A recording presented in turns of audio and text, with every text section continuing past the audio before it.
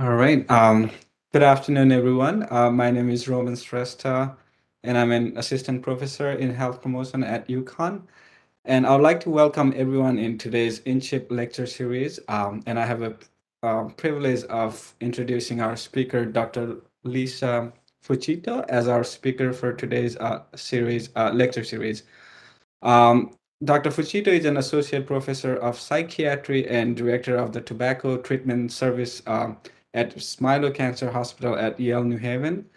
She's an expert in multiple health risk behaviors that contribute to the development of chronic diseases, including tobacco use, heavy drinking, poor sleep, and physical inactivity.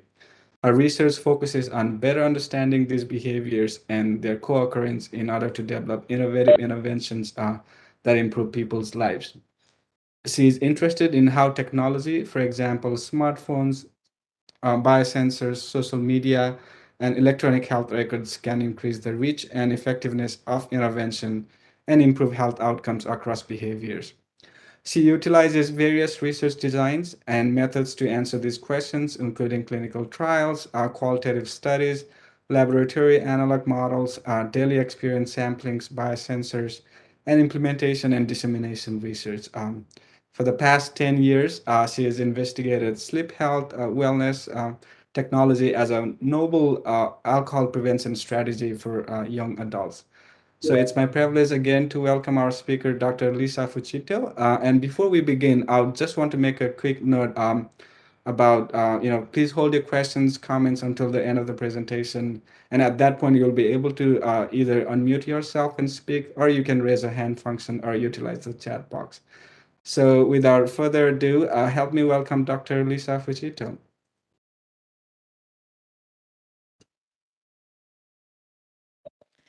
Thank you very much for that introduction and the opportunity to present today. So I'm just going to try to share my slides now. I think go ahead and see if we can get that up. I think I'm still getting Melanie's slides up. Hold on. Hopefully I can. Okay, I think we're ready. Okay, so I'm going to be talking about applying sleep health wellness technology for alcohol prevention in young adults.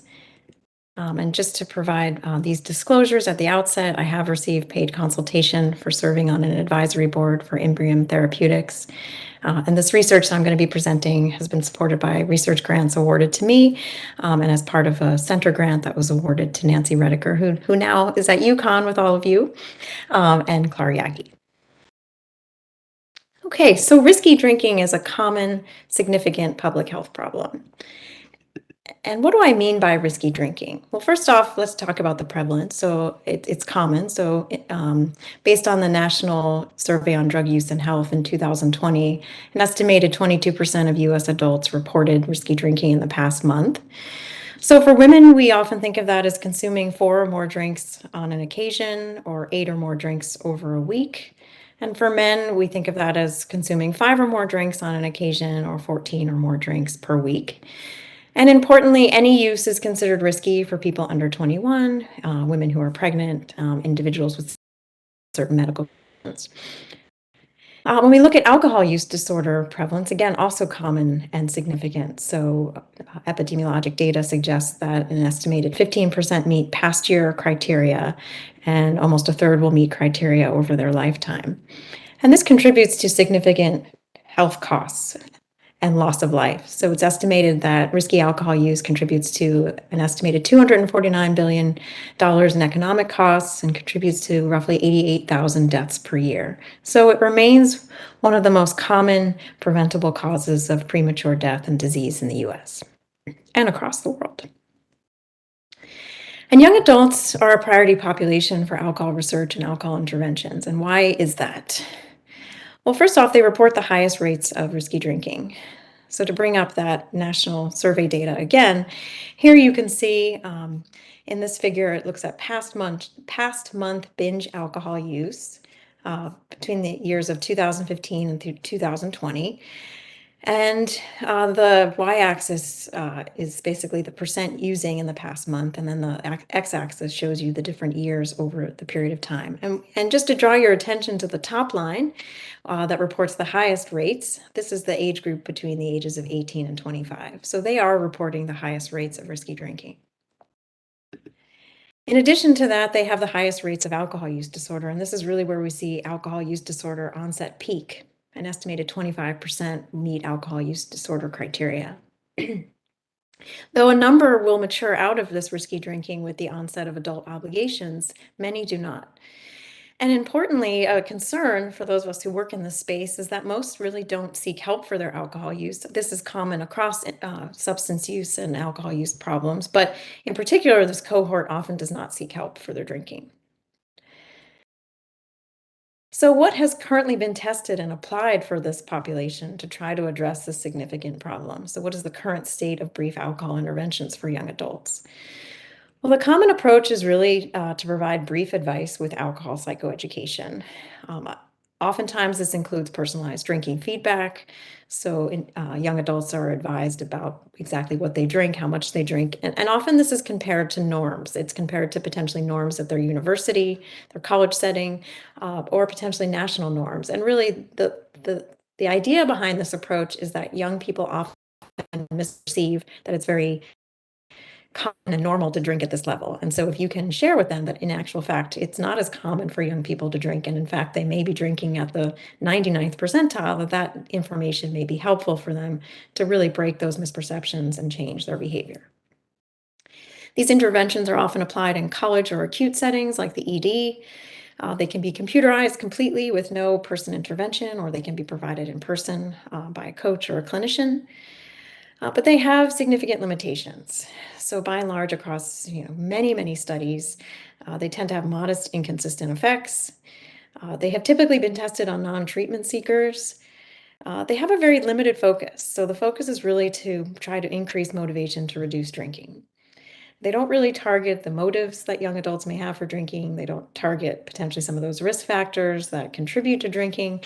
They don't really focus on alternative rewards or other behaviors. And what we know consistently across many studies is that young adults generally are not interested in alcohol-focused interventions. So how can we turn to other important information that we know about young adults to possibly make some improvements? Because there's clearly some room for improvement. So first off, as all of you know, probably much better than I do, technology is very important. So particularly the current generation, the Gen Z generation, the 18 to 25-year-olds are very tech savvy and really are considered the first generation that's digitally native. Most of them own smartphones, and these figure prominently in their lives. Most spend, several hours checking them daily. A number of them report checking them hourly. And social media is also very important. The majority of them check social media daily, and they use it for a number of things. They use it to stay connected to people, to obtain information, to show their creativity, and to try to support causes and so forth. So they're very connected digitally as a group. At the same time, what do we know about their health practices and preferences? Well, we know that they're less likely to visit a doctor annually and to take advantage of preventive care services.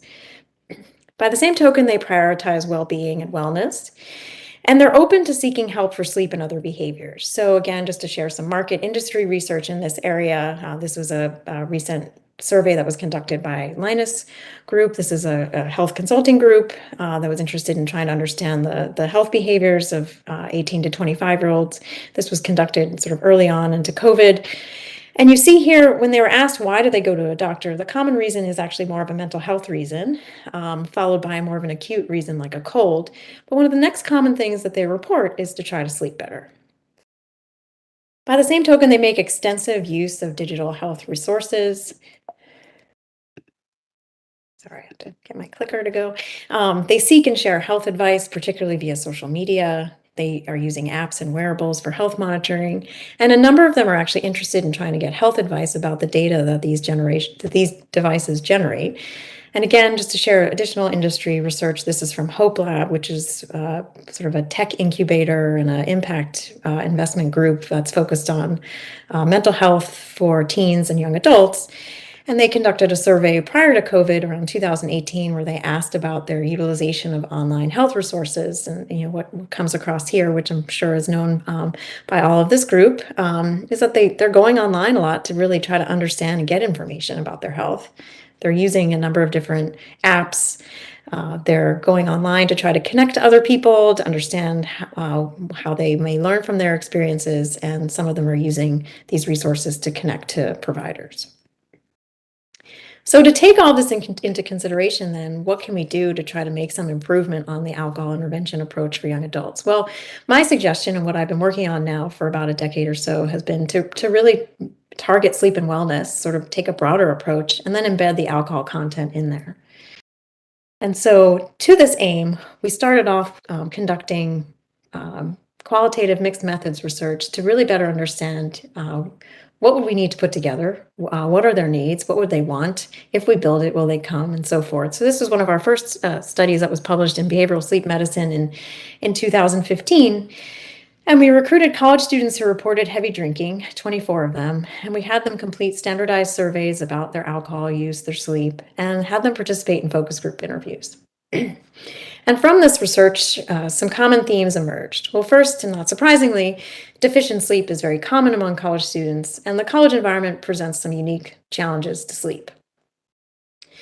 Many perceived alcohol as helpful for sleep, particularly initiating sleep, but some did not perceive it to be as helpful and thought it was actually disruptive for their sleep.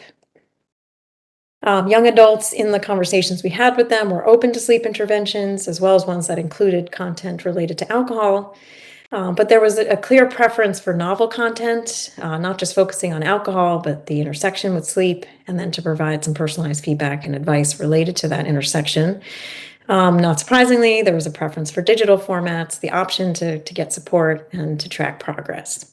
And I'm just going to share some quotes that sort of highlight kind of the reactions in these conversations. So just to highlight the sleep problems, on the weekends, say I drank the night before, I might get up at 12 or 1, but then during the week, I will probably get up at 7:20 if I have an 8 a.m. class. So it really depends on what is going on.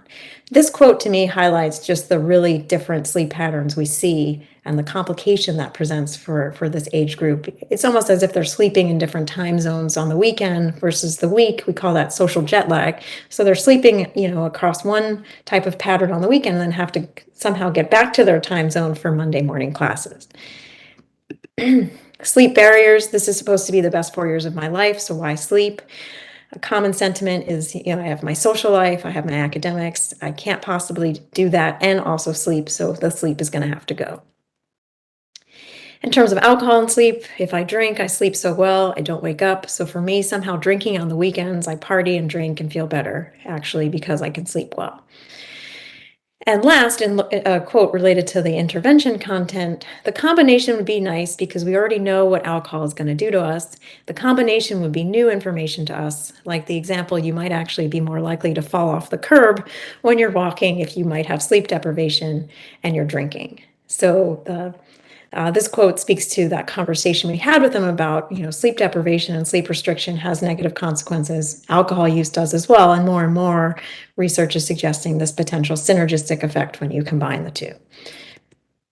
So in addition to looking at just their perceptions, their needs, what they would want, and conducting that qualitative research, we also just looked to social media and their interactions with content to try to see if we could better understand, if we pitched an approach this way, would that attract them? Would they engage with it?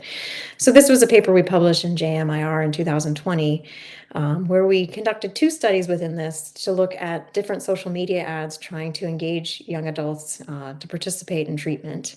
One focused on just the effectiveness and cost of the ads to try to reach that group, and the next one looked at specifically what type of content was more effective at generating a response. So just to show you some examples of ads that we showed, so these were some different ads that we showed across Facebook, Instagram, and Snapchat. Of course, this research is a little bit older, so we know that now Facebook is not really where as many young people are connecting. But at the time, that was where still some young people were interacting on social media. And so what we showed with these ads, that in a 3-month period, it generated a number of clicks, 13,000. The ads directed them directly to a pre-screening survey that generated 900 completed surveys. And ultimately, this resulted in 27 enrolled volunteers at a cost of slightly over $100 per subject. And the results that we generated line up with some other studies that were looking at social media recruitment for treatment and so forth. Importantly, about 40% who clicked were actually individuals who reported heavy alcohol use.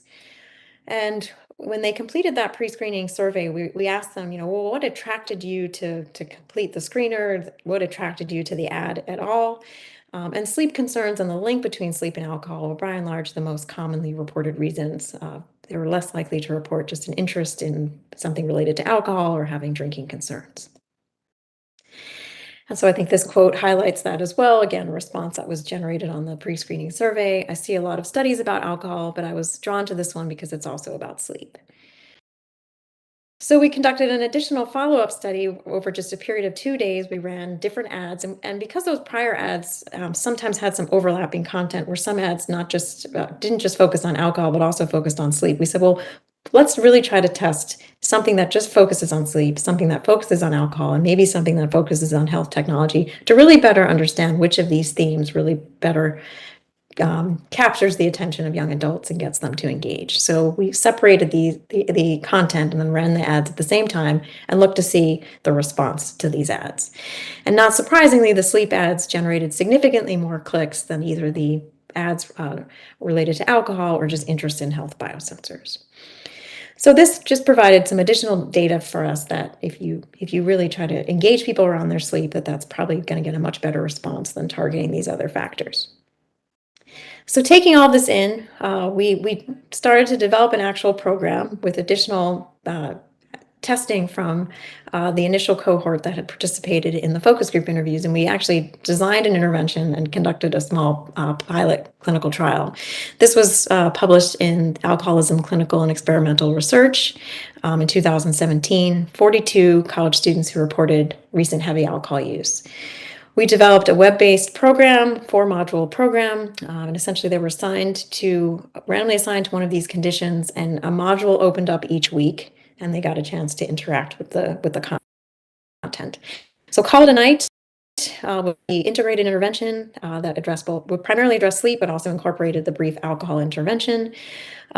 We wanted to address what we thought were the common sleep problems of this group. So not necessarily specifically insomnia, but this is a group that intentionally restricts its sleep and also, experiences a lot of stress and so forth and exist in environments that are challenging. So the sleep content really focused on helping them to develop better sleep habits, stimulus control, which is really focused on establishing a consistent sleep-wake schedule, and really trying to reestablish the bed and bedroom as cues for sleep. Relaxation really targeted kind of the stress that can get in the way of sleeping. Cognitive restructuring can be related to stress, but also sort of the kind of sleep disruptive thoughts that we have that can get in the way. And then the alcohol intervention content came in there.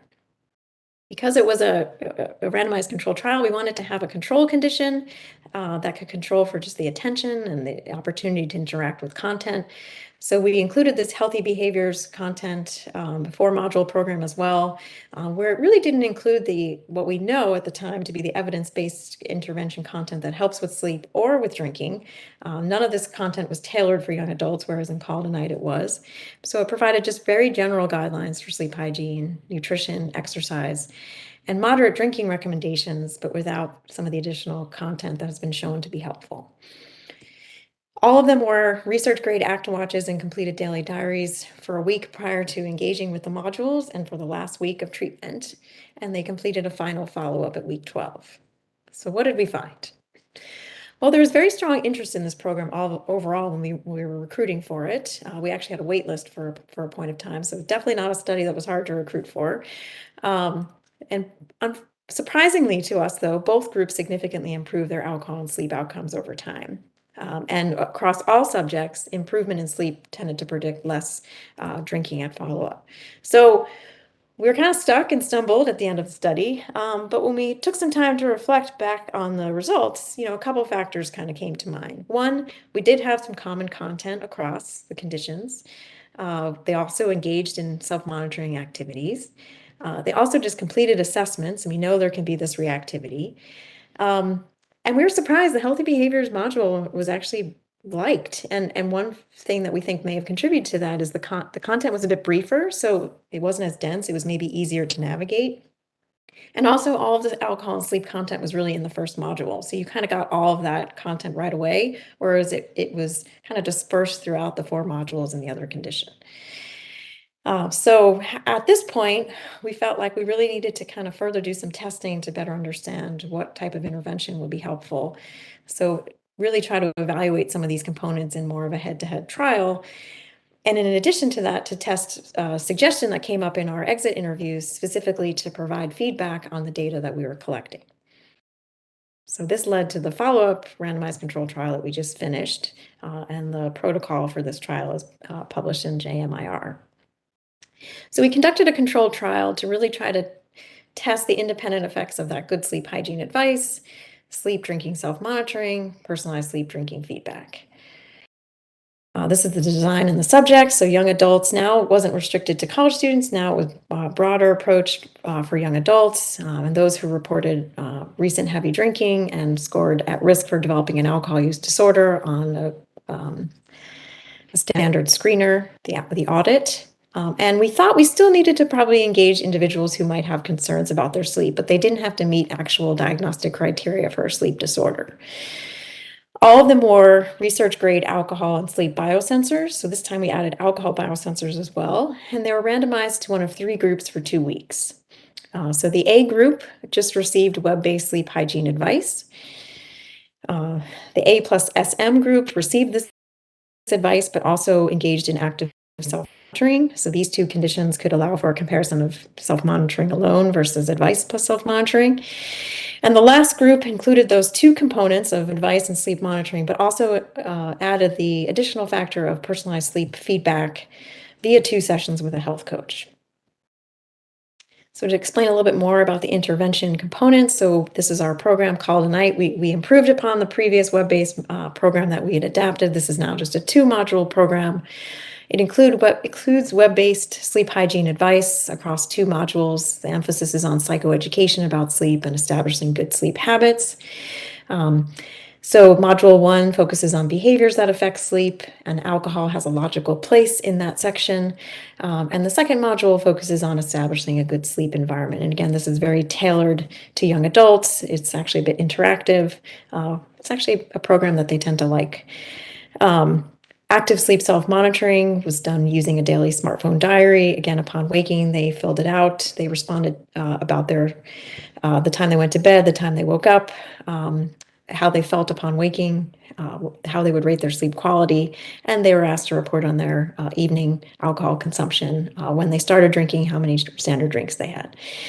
And the personalized sleep feedback and tailored tips that they receive. So again, there's that emphasis on stimulus control. So establishing a consistent sleep schedule, trying to reestablish the bed and bedroom as cues for sleep. So again, they're instructed to really just use the bed and bedroom for sleep and sex. And if they're finding that they're having a hard time falling asleep and they're awake for a certain period of time in bed, after 30 minutes to get up and do something relaxing.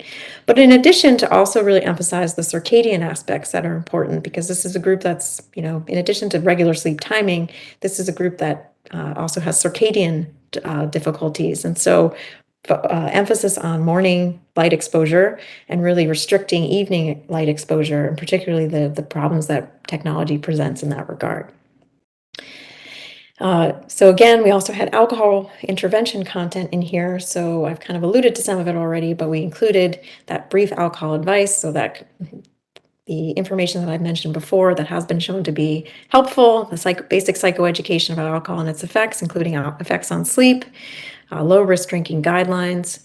Here again, they did record their alcohol use before going to bed, and the next morning they reported on how many drinks they had had. And in addition, they're given personalized feedback about how much they're drinking. versus what the recommendations are, personalized feedback about blood alcohol levels that they're getting to, and really what blood alcohol level is and how you understand what your levels are. And then tailored tips to moderate their drinking and reduce harm, and specifically ways that they could actually reduce their drinking, very specific tips to do that. And so we then gave them feedback to try to help them understand their sleep, their drinking, but also how these things may go together. So I'll try to walk us through this. So this figure right here is actually the data that's generated from the research grade Philips ActWatch. Just to explain it a little bit more, essentially this is a device that uses an accelerometer biosensor to detect movement.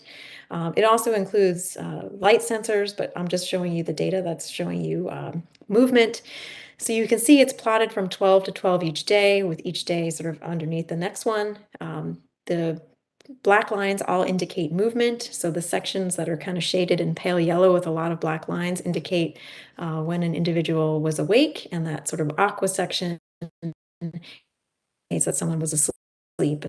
Not surprisingly, we still see some movement during sleep, because it's not, we do still move while we're sleeping, but you can see there's a big distinction. And if you can see the small numbers just kind of around that sleep window, that's actually the blood alcohol levels that people got to if they drank before going to sleep. So they're able to kind of see potentially the impact that alcohol may have had. And I think a great one to look at is Friday, because what we commonly see is when someone goes to bed at a amount of alcohol use, you can see that a lot of, that is very blunted, and people kind of, they can kind of pass out and go to sleep. But then there's usually this rebound that happens as alcohol metabolism sets in, such that the body's compensatory response to try to address that very strong sedating impact typically results in a number of processes that start to really wake people up. And you could see just this profound amount of wake activity that occurred right around that early morning time, around the time when alcohol metabolism would have been nearly complete. So this was one area where we were able to show them their data. We also provided them with some descriptive tables, so they could see potentially what their sleep looked like on occasions when they were drinking versus when they weren't, as well as how their behavior might follow sleeping a certain amount versus sleeping just under that amount. And the last section over here that we had them wear an alcohol monitoring device. So this measures alcohol that is detected in sweat. And so what this figure here shows is that, so the purple line here just shows the alcohol as it's detected in sweat, and it shows you sort of how long it takes for the alcohol to be eliminated from the body. And we kind of plot this from when alcohol was detected, when they started reporting in their diaries, when they started drinking, and then how long it took until no more alcohol use was detected. The blue curve represents their estimated blood alcohol level from the diaries. And then we plotted below the sleep period. So here they're able to see, okay, well, what levels did I get to before going to sleep? Where was I while I was sleeping? And importantly, as this final quote I think highlights well, the idea that typically by the time people are waking up, there's still alcohol in their system. So one of our participants said, just seeing the big picture that I'm sweating alcohol the whole time I'm asleep made it real for me compared to just an online calculator. So that idea that just because you go to bed doesn't necessarily mean that you no longer have alcohol in your system. So quickly, these are the procedures. So as I mentioned, everybody wore the sleep and alcohol biosensors daily. The two groups at the bottom also engaged in daily diary completions. At the end of week 1, the feedback group received their first report, and at the end of week 2, they received their second report. Kind of in the middle of this first week and in the middle of the second week, they would have had the opportunity to watch those modules. We met with them sort of out in the field to sync their data, and at that point, we showed them the videos of the two web-based programs. Follow-ups occurred at weeks 4, 8, and 12, and primary models focused on these outcome periods, controlling for baseline. So I'll just quickly move through these hypotheses in the interest of time. We anticipated that the feedback group would really do the best in terms of alcohol, total drinking behavior, as well as alcohol-related consequences. We thought they would do better on measures of self-reported sleep disturbance and sleep-related impairment, and also measures of acceptability and feasibility and helpfulness. But we also planned for some comparisons with feedback versus the no feedback conditions, as well as the active monitoring groups against the group that did not actively monitor. This just shows our CONSORT diagram. So we eventually started with 120 subjects, 118 completed the 2-week treatment phase, 115 had complete follow-up data. All participants were included in the analyses. Okay, so what did we find? So I'll just walk you through quickly sort of our modeling strategy. We use linear mixed models, again, focusing on the period from weeks 4 to 12, controlling for baseline, and sex was a randomization stratification variable. Unfortunately, we did not observe a significant effect of group, but did observe a significant effect of time. And the results were similar when we combined groups into feedback versus no feedback, or monitoring versus no monitoring. What about drinking consequences? Again, same modeling strategy here. Participants completed a questionnaire that's been validated, and in particular is focused on the consequences that young adults can experience from alcohol. Here we had, again, a significant effect of time and a non-significant trend for group. In sort of the more focused comparisons, when we compared the feedback group to the 2 groups that did not receive feedback, we observed a significant effect of group, such that the feedback group reported less consequences over this time period than the other groups. What about sleep disturbance? This was measured using a patient-reported outcome measure, an 8-item measure that gets at difficulty falling asleep, staying asleep, as well as ratings of sleep quality. Again, using all groups in the comparison, we had a non-significant trend for group.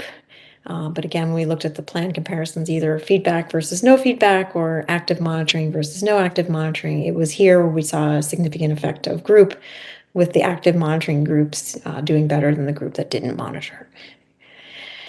How about for sleep-related impairment? Again, we used a patient-reported outcomes measure, 8-item measure, and this really looks at feeling sleepy and experiencing consequences throughout the day because of not sleeping well. This tends to be, in the studies that we've been doing, the more common problem than sleep disturbance in this group. Here, across the 3-group analysis, we did see a significant effect of group, with the feedback group scoring significantly lower than the other 2 groups, and the other 2 groups did not significantly differ from each other. Because we didn't see an initial effect on drinking, I will say, as we're trying to wrap up these analyses, we just have tried to better understand what might be happening. And so, as you know, we primarily focused on sort of these delayed outcomes from weeks 4 to week 12. And so we said, well, it's a very brief intervention. Let's just really focus on maybe those first couple weeks, sort of up to that first follow-up, and see if there might have been any sort of signal there. And so we didn't find anything in the 3-group comparison, but did see a potential significant effect of active monitoring versus no active monitoring in sort of that early phase. And then I'll just quickly show you this sort of, we put COVID in the model because half of the participants were enrolled once the start of the pandemic occurred, and then continued to be enrolled during that phase. So we really had this very important event that I'm sure many have had in the group right in the middle of their studies. And we put COVID in the overall models, and it wasn't significant, but I just think it's interesting to highlight here just how different the data looked, sort of pre-COVID and post-COVID. So these are the 3 groups together, and there's just really no difference between those groups during that follow-up period. But a bit of a pattern emerging, where those active groups seem to be kind of doing better with their drinking than the group that didn't. And this becomes more apparent when you really separate the 2 active monitoring groups from the one that didn't. So again, these are smaller numbers at this point, so not a significant difference, but I think it's just striking that we had this event and potentially what happened post-COVID versus pre-COVID. So, the takeaways from the study: we had very high adherence to the biosensors in the diaries, very high retention. Participants were very satisfied. Nearly all would recommend it to a friend. They really liked the web-based program. And contrary to expectations, no group rated better on some of these satisfaction metrics. So everybody liked what they got. So to conclude, brief mobile sleep interventions are feasible, acceptable, and engaging in young adults who drink heavily. And both behavioral techniques to help with insomnia, as well as circadian interventions, may be helpful. Importantly, though, there were some different effects by components. So self-monitoring seemed to be important for improving sleep quality, disturbance, and possibly drinking amounts. And we know from behavior change theory that monitoring may just increase behavioral awareness. But personalized feedback and tips potentially reduce the consequences of poor sleep and drinking. And feedback may increase that motivation to change and use behavioral change strategies. There's the potential that context matters. So again, we're still continuing to probe this data, but interventions potentially may have been more helpful post-COVID. And we can't overlook the fact that social networks are very important to this cohort. Having social opportunities to drink, to be with your peers and your friends, that's a powerful source. And we know from some of the COVID literature that's come out that there's been a lot of changes that have occurred in drinking behaviors. And in particular, among young people, we did tend to see more reductions in drinking. And many reported that that was because they changed their environments, they went back home, they left school, they weren't able to go out, they weren't able to have those social opportunities. And so that force may have been very powerful to try to counteract COVID, but perhaps because there wasn't as much of that influence pre-COVID, they might have been able to implement some of these strategies better.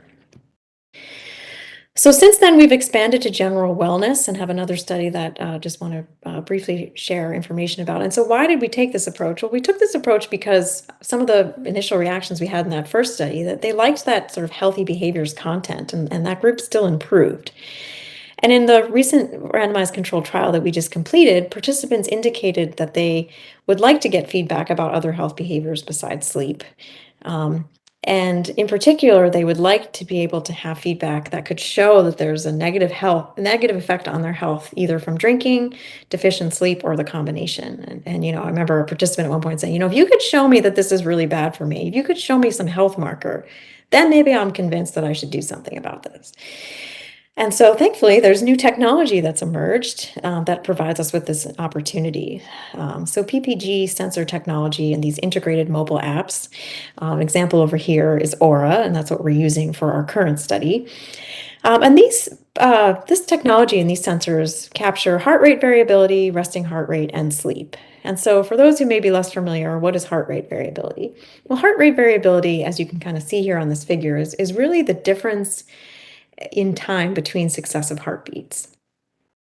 And more, this is being considered an important biomarker to really indicate resilience, a resilient biological system that can really respond flexibly to changing demands. And really is an indicator of cardiac control of the autonomic nervous system. More data is coming out to suggest that greater heart rate variability is associated with both better physical and mental health, acute alcohol use, and deficient sleep. There's data that suggests that it can reduce heart rate variability. And interestingly, with this technology, right before we applied for a grant to pursue this line of research, another industry maker of this technology, Whoop, has a band rather than a ring. And that company initially was targeting elite athletes, vigorous exercisers, marathoners. And they have these chat rooms and blogs, and some of the users of this technology were reporting that they were reducing their drinking, because what happens the next day after you wear this ring is you can see on the screen there, you look and you get a score, you get your data, and it tells you, how you slept, it tells you what your heart rate variability looks like, how recovered you are from the day before. And it was causing a lot of them to spontaneously change their drinking. And so we thought, this could be an alcohol prevention strategy. It's worth testing. So in this study, we're recruiting, again, the same cohort, 18 to 25, again, who report recent heavy drinking and report being at risk for having an alcohol use disorder. All of them wear the ring, biosensor, and complete smartphone daily diaries for 6 weeks. Because of the prior study, because we noticed that, it was just 2 weeks, and perhaps that brief amount of time wasn't enough to really be able to promote change over an extended period of time, we've expanded the study to 6 weeks. And they return for follow-up at weeks 6 and 12. And they're randomized to one of two groups. So there's this assessment-only group that essentially wears the ring, completes the diaries, but has the Aura Ring app features restricted. So when they look at that app the next day, they really don't see much of anything. They don't get that feedback. And that restriction allows us to really kind of block out those features. And really, these participants are instructed, you need to open it daily so you can see if it's charged. And if it's not, please plug it in. But also, we need you to open it daily to sync your data. The other group has full access to those features, but in addition, they get personalized feedback reports that we make for them every 2 weeks using the Aura data and using the diary data. And we compile this into an electronic report that we send to them. Unlike the prior study, we don't coach them through this data. We just provide them with their report and some tailored tips, and really want to make these associations much more explicit for them. So again, quickly, the hypotheses, we think that the feedback group is going to do better across alcohol outcomes, sleep outcomes, heart rate variability outcomes, and measures of acceptability and feasibility than the assessment-only group. How are we doing so far? We've enrolled 36 out of 60. There's very strong interest, adherence, and study retention. In terms of preliminary reactions, they like the diaries. Again, there's that sense that it is improving their awareness of these behaviors. In terms of the Aura Ring, some initial positive responses. They like, the app health data that they get every day and the features. I really like all the detailed sleep information. In terms of cons, there's that sense of some data discrepancies where there's that perception of, this is how I think I slept, or I definitely had the ring on. Why is it saying that it didn't detect anything? So there can still be some kinks with the device. The battery life is short. It's only about 2 days. Some concerns about the potential impact on exercise. It's kind of a somewhat bulky ring, and men in particular have been feeling like by wearing it, they're somehow indicating to others that they're married, and that's been a negative experience for them. And also the app, while they like it, it's not very interactive. 80% have reported using tips, so the Aura Ring, as it gets to learn you, will start to make some recommendations about now might be a good time to go to bed. If you haven't been moving for a little while, it prompts you to move like other biosensors. We've asked them to rate these tips if they've been using them, and so they've rated them so far kind of modestly, somewhat helpful, but generally sort of kind of neutral to maybe less than helpful. The feedback reports, we've been getting positive reactions to these. Again, that sense that it really helps you to kind of see where you've improved. Each feedback report gives them the first one tells them kind of how things were going over the first 2 weeks, and then we continue to show them, where they may have made changes. And the final one really helps them to see over this time period what improved, what didn't improve, and what have you been doing. We asked them to rate them on a couple of different domains. So just general interest, visual appeal, graphics, the amount and quality of the information. And so far, those ratings have been good to excellent.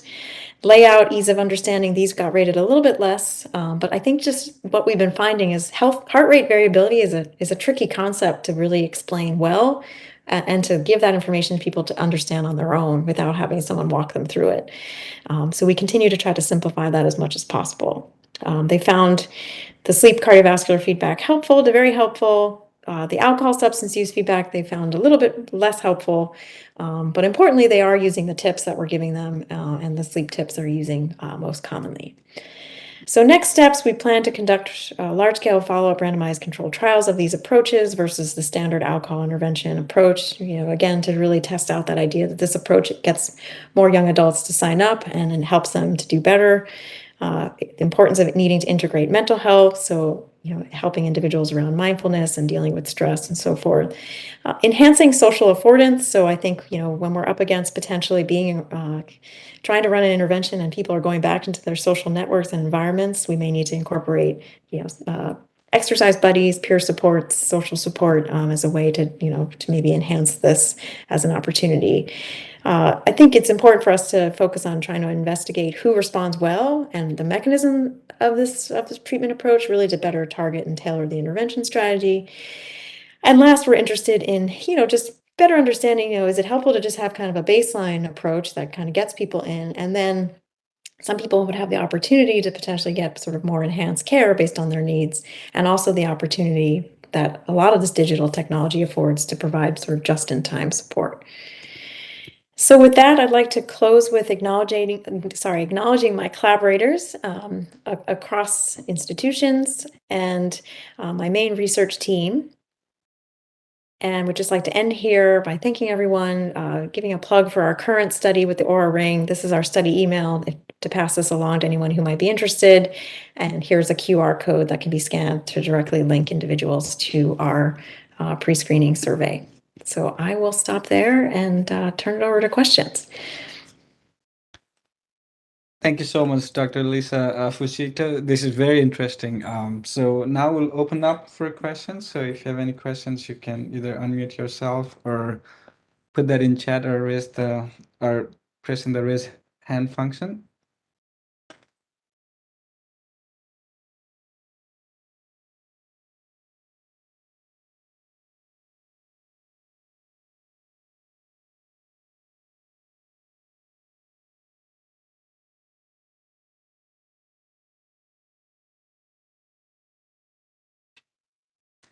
Probably I can start with one.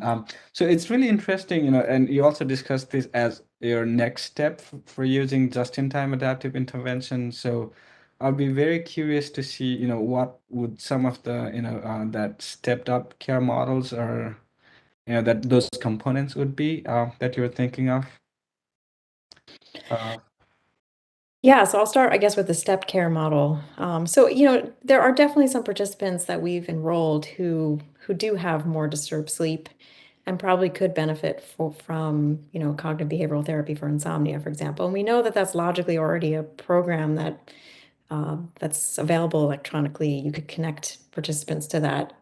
Interestingly, just to share, one of my colleagues ran a similar trial where she tested cognitive behavioral therapy for insomnia for young adults as sort of an alcohol prevention strategy and found very similar effects.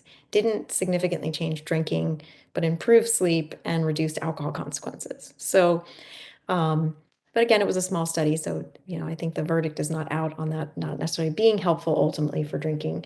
But you can imagine, we sort of did a very kind of broad approach to trying to improve sleep and really just tried to help people with sleep habits and getting better structure to their sleep and so forth. But for those who really do have sleep problems, you could imagine you could have sort of a step up where you connected people to cognitive behavioral therapy for insomnia. Another aspect. I think mental health is really important and really a driver for a lot of this for some. So being able to not just necessarily link them to CBT for insomnia, but maybe to link them to more mental health support, even linking to, a mindfulness or something like that. So I think of that as sort of another, I think as some of the data and literature I showed in the beginning, we know that mental health is really a big concern often for a number of them. And when we did these feedback sessions, especially post-COVID, I mean, just the mental health concerns that were coming up were very striking. So I think while addressing the physical health components and trying to address this is important, the overall well-being, I think, could be something that could be another step up. In terms of the just-in-time adaptive part, I think sort of, one of the challenges that I think around drinking is sort of being able to anticipate when someone might be drinking and to try to provide them with just some good support in the moment. And this kind of is, trying to get people maybe sleep better and to do some other things sort of in advance. But the ability to try to provide some good protective strategy information to keep people safe, sort of as it's getting closer in time to someone drinking, or to anticipate that someone, uh, that someone might be at risk for drinking. I think that's sort of that next big place that I think we need to get to. And so we have a grant that's pending where we would actually be using more of this sort of smartphone technology to really try to better understand sort of the context of where young adults are, the sort of digital phenotyping approach, and kind of tracking where they are to kind of better understand these sort of digital phenotypes that inform kind of what to better understand kind of and predict when they might engage in drinking so that you could then try to do something and offer supports before. Oh, we see that you're on your way to the place that you drink. Don't forget to, drink some water beforehand, or make sure you have a buddy to drive you home, something like that. And again, I think those are the questions, right? And I would welcome the guidance from all of you of how to do that well. But I think how to provide that support for drinking is still a challenge, and how to do it well in the moment. Yeah, thank you. So we have a couple of questions on our chat. The first we have from Dr. Kim Gans. She would love to hear about how your work was funded over time, including the proof of concept and your pilot work that you've done, and what is expected from the NS perspective of getting an R1 funded. Yeah, great question. So the first pilot study that we conducted, the healthy behaviors versus call to night, that was actually part of a center grant that Nancy Rediker had with Clara Yagi when Nancy was at Yale, and that was an opportunity for us to have that as one of the core projects that was in there. So we were very fortunate to have the opportunity. Nancy was a mentor on my K.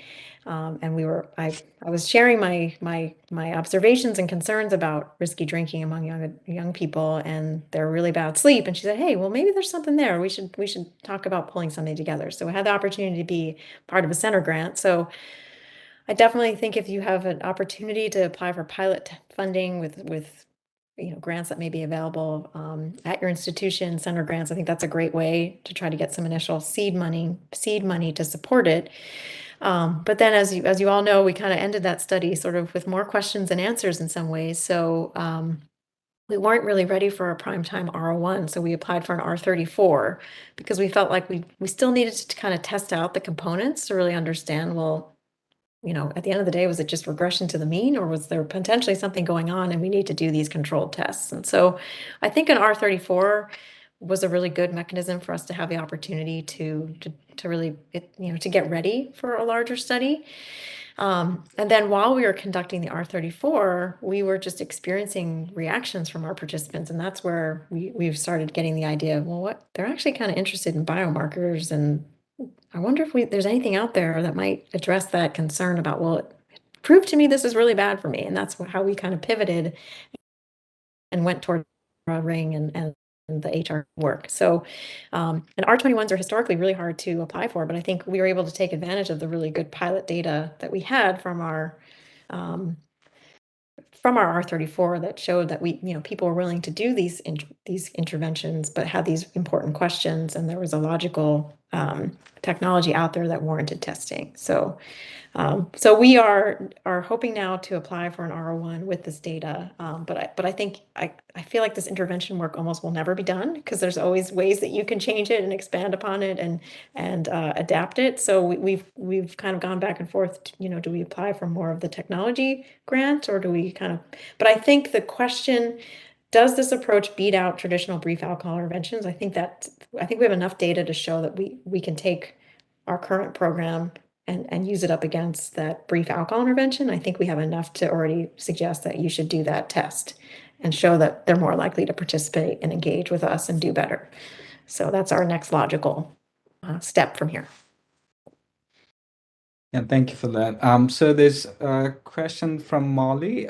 She's trying to connect this with the student population. So, as a health promotion, especially on campus, what do you think the biggest takeaway is from your research, and how can we translate what you're finding in our health and well-being practices for our entire student bodies? Yeah, so I think a couple big things come up for me when I do this work. I think it's important to listen to where they're at and to try to meet them around issues or health concerns that are important to them, and find that as an opportunity to bring in this content.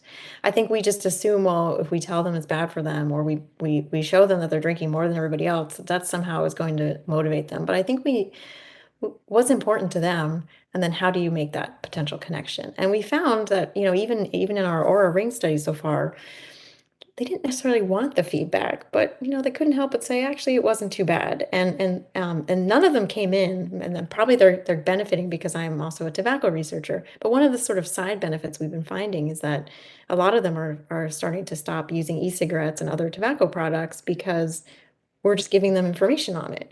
And so they probably would never have sought out help for that. But because now we have them as a captive audience, we're able to give them some more information. But I think we started from a platform of what's important to them. I also used to run a lot of these alcohol prevention intervention groups for the University of New Haven students. That was one of my sort of side jobs as a postdoc. And I was the person they had to meet with when they got into trouble. And of course, I walked in the room and they assumed I was just going to yell at all of them. And I said, hey, I know you're going to drink. I know you're going to use drugs. It's my job to keep you safe and to teach you things and give you information and answer your questions so you have the information and knowledge you need to be safe. I know you're going to drink.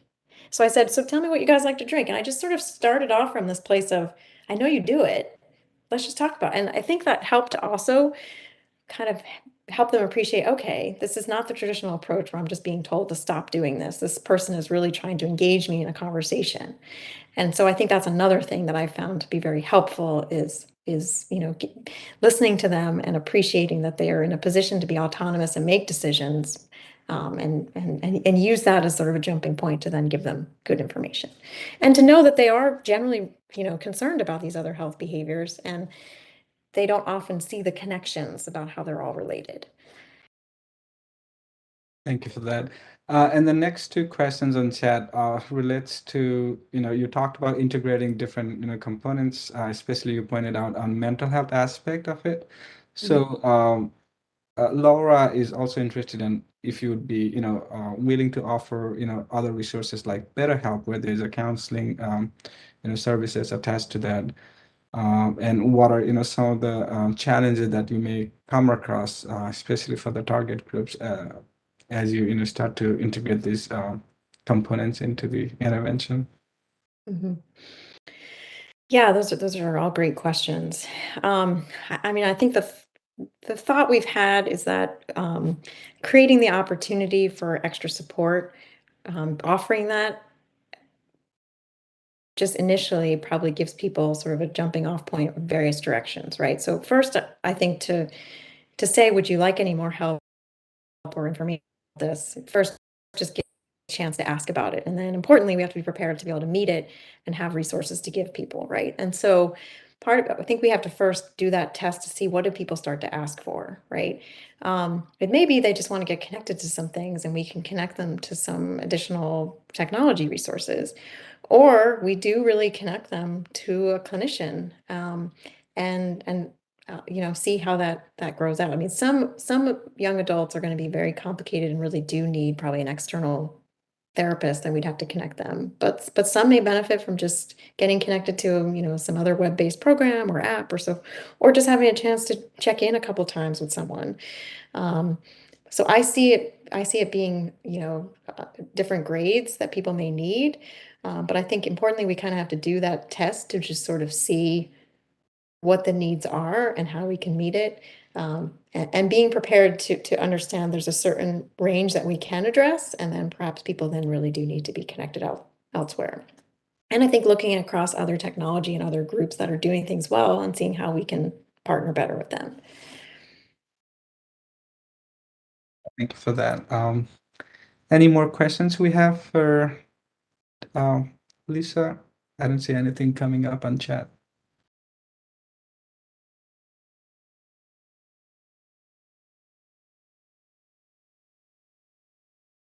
I'm kind of curious. I do some digital health intervention, and I would be curious to see how you approach these different companies and the cost attached to that. If they're able to given it was a research study and you're doing something and testing something and which is beneficial for the company as well, and you're able to get some discounts. I'd love to see, probably in the future, I'm sure in the audience, some folks would like to, if they've not done already, would like to approach that from the cost perspective. And how do you approach these companies?